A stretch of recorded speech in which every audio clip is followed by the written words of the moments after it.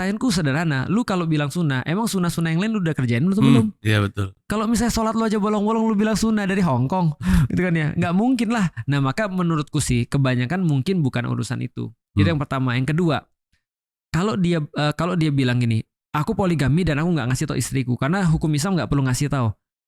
Aku pengen kasih tahu bahwasanya lu nggak ngasih tahu istri lu itu berarti lu tidak bisa manage.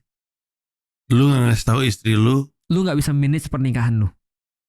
Satu pernikahannya lu nggak bisa manage, lu mau manage yang lain. Gimana ceritanya nih? Iya.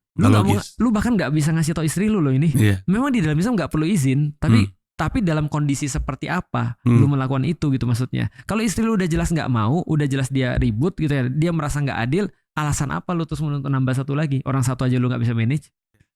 Karena harus adil kan? Betul. Ya kayak aku secara pribadi karena aku tahu aku males dan aku nggak bisa manage ya ngapain gitu maksudnya. Iya. Nah berarti kalau ada yang lain yang bisa manage, aku nggak menutup kemungkinan karena hukum itu memang ada. Tapi kebanyakan yang alasan gitu ya, aku lihat nggak terlalu. Nggak terlalu. Ya poin bagusnya adalah nggak usah sunnah itu yang lu dahulukan, yang lain-lain aja dulu. Benar. Ya. Itu dia. Ya pada intinya sih sebenarnya.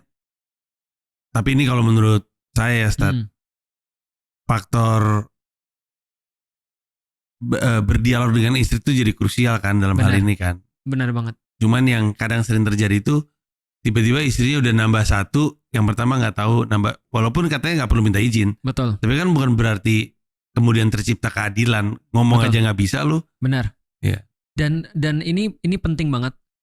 2 tahun aku ngisi di kajian di masjid, aku cuma ngomong gini, komunikasi itu penting banget.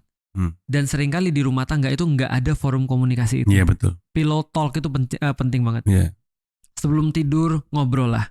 Ngobrol tentang sesuatu. Kalau nggak bisa ngobrol tentang sesuatu, ngobrolin orang lah, nggak apa-apa. Iya. Yang penting kalian ngobrol maksudnya. Karena dari sini munculnya banyak hal. Dan dari sini munculnya banyak hal yang buruk juga.